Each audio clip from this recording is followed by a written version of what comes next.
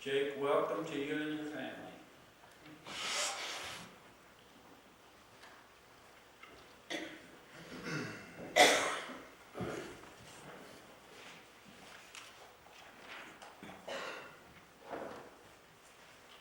Thanks, Buck. And it's good to be here in Heston again. I think you guys have had 2 guest speakers in a row. Pretty hard to follow up Old St. Nicholas, but I'll do my best on this one. Okay, this is the introduction to the Gospel of John. That was the scripture reading. I really wanted to kind of come at this from 2 different ways. The first way is kind of more of an academic or philosophical approach, just so that we can all get on the same, philosophical page. And then I kind of came at it later on in a more relational approach, or what do these scriptures teach us about God, and what do they teach us about ourselves? So I'd say it's worth noting that the New Testament Greek language is very illustrative in nature. They can use one word that has, a few different meanings. A single Greek word can be used in a few different senses, and it's up to us to understand what the original language meant, so that we can form our understandings of what we're reading.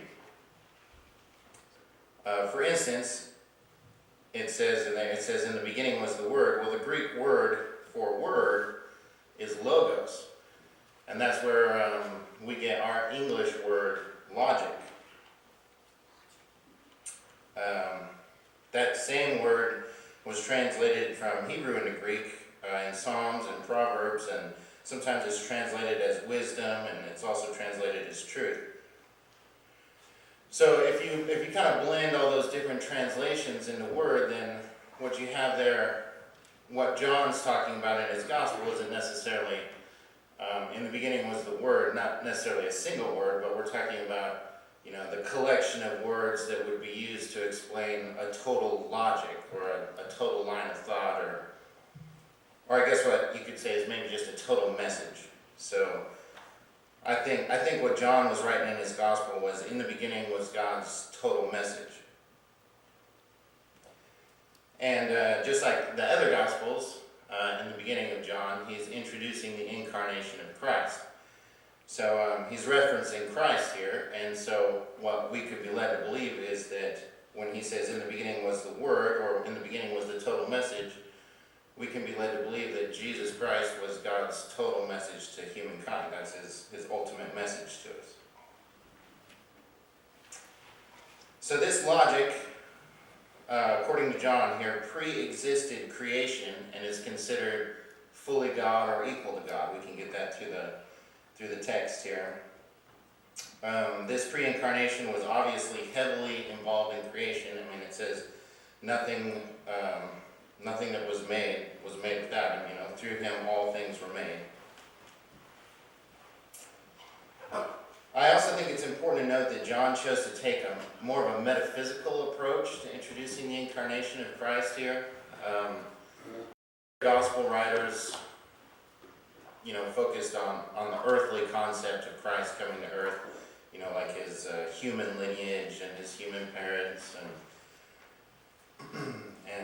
human events. But John stands alone when he's talking about the pre-incarnation. In fact, this is the only part in the Bible that actually precludes Genesis 1:1. I mean, Genesis 1:1 is in the beginning God created, and John here refers to or infers the existence of the Logos before creation. So that's pretty interesting, I thought.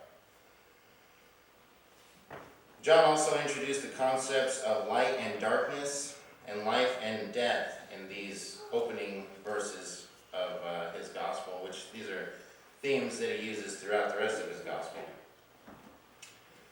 The Greek word for life here is the Greek word zoe, and that can be interpreted as eternal life, but sometimes it's interpreted in more of a creational sense, or just like living, breathing things. The Greek word towards the end there, or in chapter 5, the Greek word for overcome is katalambano, which, kids, that's a fun word to say, katalambano. But that can also be translated as understood or understand. And what's interesting about the Greek language is that I think when they use that word, katalambano, I think that it's not like the translators get to choose whether it means overcome or whether it means understand. It's that in the Greek language there is one word that used that in both senses. So in that the last part of verse 5 here, when it says, the light shines in the darkness and the darkness has not katalambano it, I think what it's saying is that the darkness has not overcome it, nor has the darkness ever understood. So I think it's one word that has all of those meanings in there. So what is he talking about there about the darkness not being able to overcome the light? I think, that could be a description of the continuing work of Christ and God's plan for redemption despite man's fall into sin. That would be an example of darkness not being able to overcome the light. Or maybe the work of the Pharisees not being able to stop the earthly ministry of Christ. That'd be another example.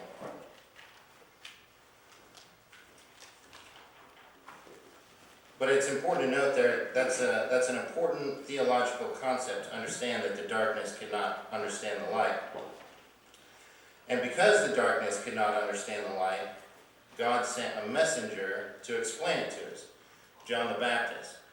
Now this can be a bit confusing for me, because whenever a guy named John writes about another guy named John, I got to be real careful how I'm using the name John here, so I'll try to be very specific. But so there's John the Baptist, and John the Gospel writer was talking about John the Baptist being our messenger. So God sent that messenger into the darkness to explain to the darkness about the light that was coming. Because if no one had ever explained it to us, and darkness can never understand light, then the light could have come and we could have never understood it, and then it wouldn't have meant anything. So we had to understand that. John was sent to prepare a way for the Lord, or prepare the darkness for the light. God's used this method time and time again, especially in the redemptive history of Israel. I mean, that's what the prophets were. Israel was, not understanding what was going on, so God would send a prophet to try to explain the light to the darkness. It's important that we understand that process, or else John's introduction of the incarnation of Christ really wouldn't make too much sense. So, like I said, John's not the only one who was given that message. Isaiah, Zechariah, Malachi also spoke of the coming Messiah. There's several different parts in Proverbs and Psalms that talks about the light and the darkness. Isaiah explains the darkness in chapter 59 of his book. He says, like the blind we grope along the wall, feeling our way like people without eyes. At midday we stumble as if it were twilight, and among the strong we are like the dead. So that's pretty accurate about our darkness. Jesus also talked about it later in John's Gospel. In chapter 8, when he said, I am the light of the world. Whoever follows me will never walk in darkness, but will have the light of life. So that's a pretty familiar passage. Jesus spoke again in a parable in the 20th chapter of Luke. He said, a man planted a vineyard and rented it to some farmers, and then he went away for a long time. And at harvest time he sent a servant to the tenants so they would give him some of the fruit of the vineyard. But the tenants beat him and sent him away empty-handed. And so the owner of the vineyard sent another servant and did the same thing, and sent another servant and did the same thing. Then the owner of the vineyard said, well, what shall I do? I'll send my son, whom I love. Perhaps they'll respect him. But when the tenants saw him, they talked the matter over. This is the heir, they said. Let's kill him, and the inheritance will be ours. So they threw him out of the vineyard and killed him. What then will the owner of the vineyard do to them? Jesus said, he'll come and kill those tenants and give the vineyard to others. So Jesus used this parable to explain how he had come to his people would reject him, and so he was opening the door for the Gentiles to, to have part ownership in the vineyard. So at this point, the gospel writer John takes a moment to further explain who John the Baptist is, because at that time, there were several people that thought John was the Messiah. So there in verse 14, when he talks about he who I spoke of is greater than me because he was before me, the gospel writer is taking a few more minutes to just explain who John the Baptist, the messenger of the light, was, because he had a lot of followers at the time. Verse 16 talks about grace in place of grace, which this is another pretty deep theological concept. I think in plainer speech you would say maybe grace in exchange for grace, meaning that our supply of grace is constant and that our power to receive grace is increased with use, and it's also diminished with neglect. So that's an important theological concept to wrap our minds around. Jesus talked about that in Matthew. He said, whoever has will be given more, and they will have an abundance, but whoever does not have, even what they have will be taken from them. So it's an interesting approach to grace. Okay, now this next part, the very last part, verses 17 and 18 of the verses that we read earlier, this is a really tough concept to understand, but a really good one once you understand it. Those verses, again, they're talking about light and darkness. And John the Gospel writer says that through Moses and the law, we were made aware of the darkness that we walk around in. So the Mosaic law was a reflection of us to further understand the curse that we were under. But through Christ, we were shown the light that fills that darkness. So John the Gospel writer's words was, for the law was given through Moses, grace and truth came through Jesus Christ. And what he's saying there is that the law was given through the Moses so that we could understand ourselves, and then Christ came so that we could understand the light. That's a pretty deep theological concept too. Okay, so now that we're all on the same academic and philosophical page, let's talk a little bit about what these particular verses mean to us personally, and what do they teach us about God. Well, what we learned about God is that before the foundation of the universe, there was this logic, there was this wisdom. And this wisdom and logic and truth was responsible for creating everything that ever has been and ever will be. And I believe our spiritual strength is directly correlated to our ability to understand this principle at any given time in our lives. Not just to understand God's wisdom and God's logic, but specifically to understand the difference between His truth and our own, because these two truths are distinctly different from one another. Some examples of the truth of mankind. We generally believe in natural selection, or the fittest survive. Mankind generally takes great comfort in our possessions, just as a rule. So, we have a very materialistic viewpoint. I would say that, generally speaking, mankind prefers fairness to grace. When injustice is done to us, we would prefer to see injustice done to whomever did injustice to us. I think one of the biggest mistakes we as mankind, we have an inclination to equate knowledge to wisdom. We believe that the cure for being unwise is education. We also have a tendency to prefer self-judgment or self-righteousness, or holding ourselves up as being the ultimate standard of truth in our lives. And we also have a tendency to create formulas so that we can understand things better. This is a classic concept of philosophy. There's romantic philosophy and classical philosophy. And mankind generally likes to break down parts of knowledge into little digestible squares, And then they'll build a foundation of these little squares of knowledge that they understand, and then they can build a pyramid of knowledge on top of that in all these little compartmental boxes. So A plus B equals C. That's the way we create formulas so that we can increase our knowledge. Mankind attempts to take the Bible and the Spirit and view that word and that truth through the lens of our worldly truth and through our worldly logic. We try to use our own reason and our own logic to understand God's reason and logic, and it just doesn't work out most of the time. That's where we come up with all these religious dogmas and spiritual legalism. That's where we get the health, wealth, and happiness doctrine, the name it and claim it. Excuse me. That's where the Pharisees' doctrine of legalism and religious law came from. That's where the New Age movement and the focus on self being the standard of truth is. Again, that self-judgment or that self-righteousness. That classic philosophy of breaking down knowledge and building science from the ground up in little compartments. That's the reason that we have this intellectual, atheistic movement that's going on today.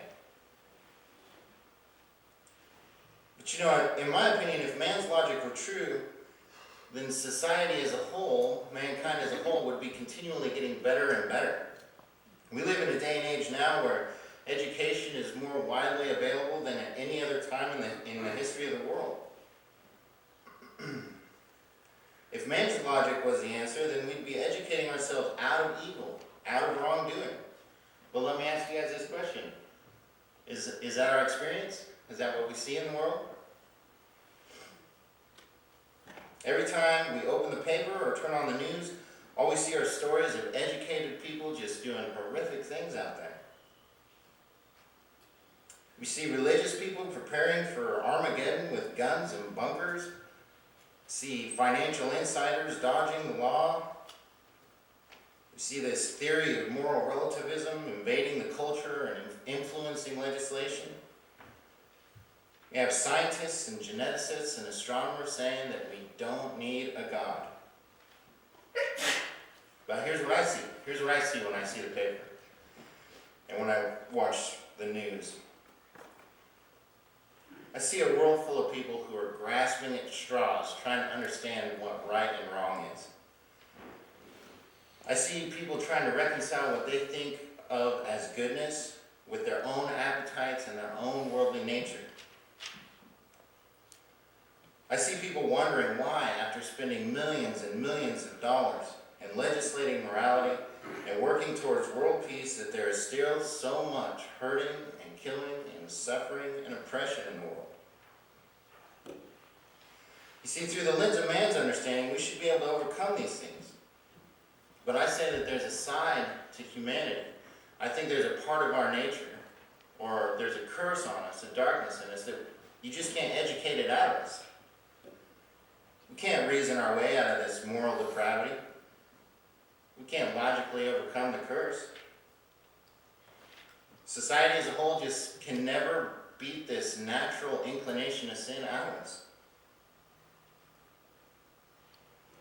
St. Augustine said in his book Confessions, he said he had this neighbor who lived across the valley who had this big pear tree, and his neighbor was always really proud of his pear tree because year after year it would just produce this bumper crop of pears.